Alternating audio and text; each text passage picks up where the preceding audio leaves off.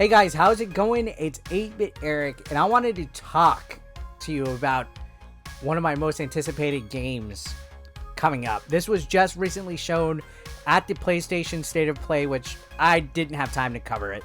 I screwed up. I was super busy.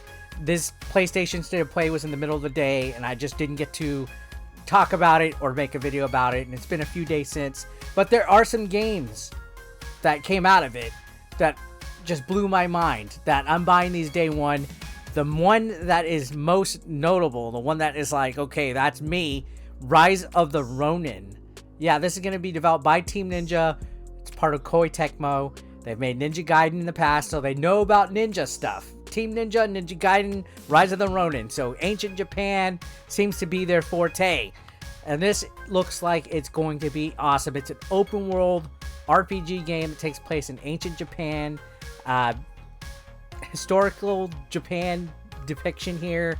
The atmosphere looks awesome. This was an in-game cinematic trailer that was shown for the presentation. So this is the in-game engine that we're looking here. And I gotta say, this is pretty impressive. Now we're starting to see games developed specifically for the PS5. You know, the first couple years into this next-gen console generation, everything was kind of like on both PS4, PS5, Xbox One, Xbox Series X. So it was like sharing last gen and next gen, but now we're starting to see these games coming out that are developed with next gen in mind. And Rise of the Ronin looks like it's going to be an amazingly gorgeous game that I'm just going to be able to sink several hours into. Looking at what we see on here right now, I can tell you guys, this is like if Assassin's Creed and Ghost of Tsushima just had a baby together. And I'm absolutely excited for it. 110%. Looking at it, this seems to be a little bit more of a combat-based narrative, which is nothing wrong. I guess similar to both the two games I mentioned, Elden Ring, other things like that. The open world genre of a video game is generally my favorite. I know recently a lot of people in my live stream chat have been burnt out on open worlds. That's understandable, you know. It's usually the same formula. You get the big map, you get fast travel points, side quests, secrets, collectibles. You have to kind of do some fetch quest, and you know, at times it can be daunting. Ghost of Tsushima was a huge game. I still need to finish that. There was also Days Gone. I played that recently, and my god, did that game felt like it was dragging out. But if it's in the right setting that captures like my attention, it keeps me hooked.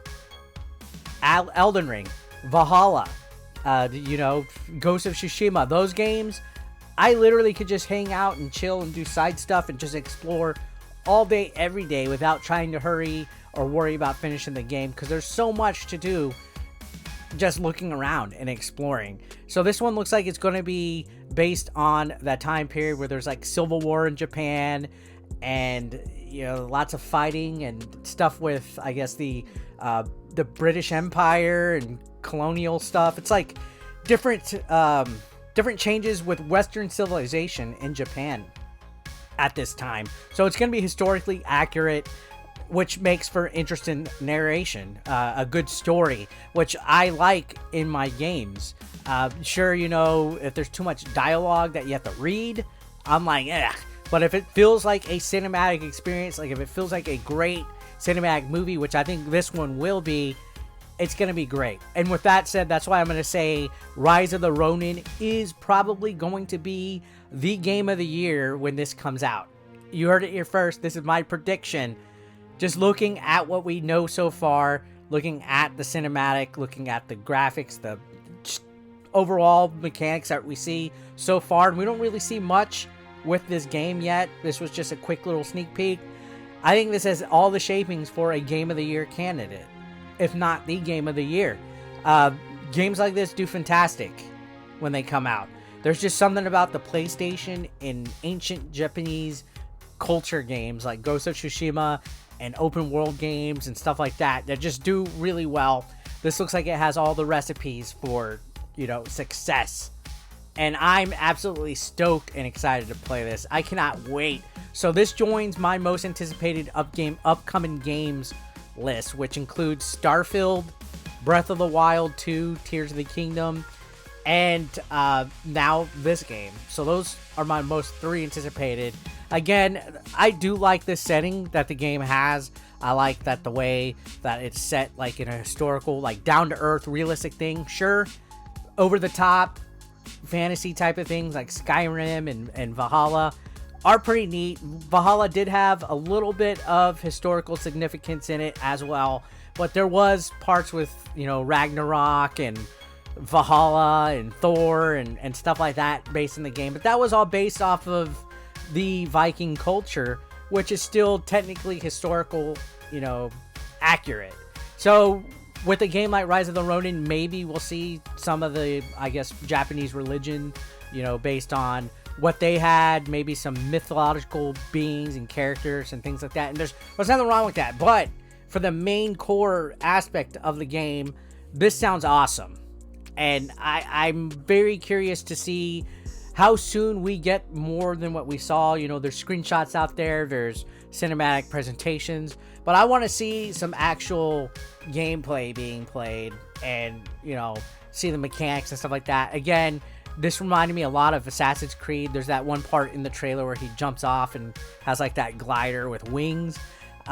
That's going to be cool. That also reminded me a lot of Breath of the Wild when you have the glider to float around. So it looks like there's going to be parts where you're in the city, you got to be stealthy, you got to take out guards, things like that.